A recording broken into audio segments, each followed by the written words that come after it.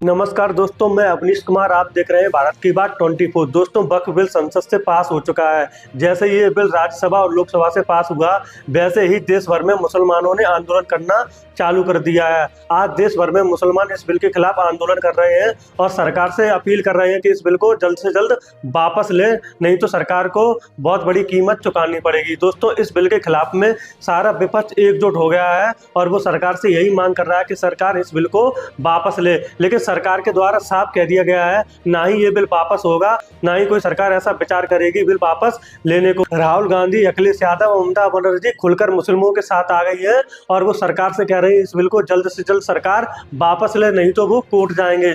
सरकार का साफ साफ कहना है कि ये बिल संसद से पास हुआ है, इसलिए हर एक भारत के नागरिक को इस बिल को मानना ही पड़ेगा। दोस्तों, जैसे ही बिल दोनों सदनों से पास हुआ, वैसे ही राष्ट्रपति के पास भेज दिया गया। राष्ट्रपति की मंजूरी मिलने के बाद ये बिल देश में लागू हो जाएगा। दोस्तों, इस बिल के विरोध में मुसलमान जगह जगह प्रदर्शन कर रहे हैं। हमने कुछ मुसलमानों से बात भी की, आइए सुनते हैं। हम परसों दिल्ली पार्लियामेंट के सामने था, वहाँ पर कुछ लोग देखे हैं इस बिल के समर्थन में लड्डू बांट रहे हैं।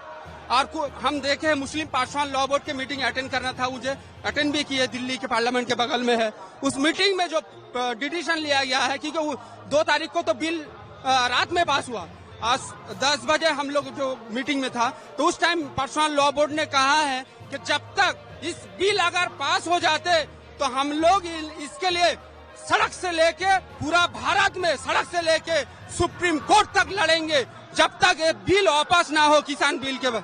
अमित शाह ने परसों कहा है कि इसमें कोई हिंदू और दूसरा धर्म का लोग नहीं रहेगा, लेकिन इस बिल में जो है वो हमारा प्रॉपर्टी है, और जो वो कमेटी बनाना चाहते हैं वो कमेटी में दूसरा लोग घुसाएंगे, और घुसाने के बाद हमारा प्रॉपर्टी वो डिसीजन लेगा कि औकाफ का नहीं है तो औकाफ का नहीं होगा।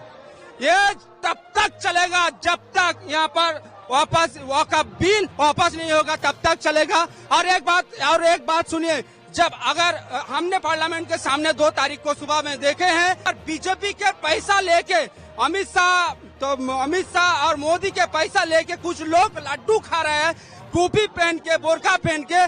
मैंने खुद वहाँ जाके देखे हैं, बहुत सारे लोग ऐसा था जो हमारा धर्म का नहीं था, वो वहाँ पर लड्डू खा रहा है, दिखा रहा है कि मुस्लिम खुश है। बिल्कुल मुस्लिम खुश नहीं है। दोस्तों, आपने मुस्लिम भाई की बात सुनी होगी, उनका साफ साफ कहना है कि इस बिल के जरिए सरकार उन्हें टारगेट कर रही है, जबकि सरकार का कहना है इस बिल के जरिए सभी को समानता और एकता में लाना ही सरकार का प्रथम प्रयास है। आधे से ज्यादा मुसलमानों को इस बिल के बारे में पता ही नहीं है कि सरकार ने इस बिल में क्या संशोधन किए हैं, लेकिन वो आंदोलन कर रहे हैं क्योंकि विपक्ष की पार्टियां भी उन्हें भड़काने में पीछे नहीं है। आप देख ही सकते, चाहे समाजवादी पार्टी हो, चाहे कांग्रेस हो, चाहे और भी अन्य विपक्ष की पार्टियां हो, वो इस बिल का लगातार विरोध कर रही है और मुसलमानों को भी कहीं ना कहीं भड़का रही है। लेकिन सरकार की तरफ से साफ कह दिया गया है कि देश में कोई भी अराजकता बर्दाश्त नहीं करी जाएगी। अगर किसी ने किसी भी प्रकार की तोड़फोड़ की तो वो उसी से उसका हर्जाना वसूला जाएगा। तो बिल के विरोध में जगह जगह प्रदर्शन और आंदोलन तो हो रहे हैं, लेकिन अभी तक ऐसी कोई घटना नहीं आई है जिसमें ये खबर आई हो कि पत्थरबाजी हुई हो या किसी आम पब्लिक को नुकसान पहुंचा गया हो। कहीं ना कहीं कानून का डर तो दिख ही रहा है। लेकिन दोस्तों, इस पूरे मुद्दे पर आपकी क्या राय है? क्या सरकार मुस्लिमों को टारगेट करने के लिए बिल लाई है? तो आपको क्या लगता है? आपकी जो भी राय है कमेंट बॉक्स में जरूर भेजिए, क्योंकि आपकी ही राय हमारे लिए सर्वोपरि है।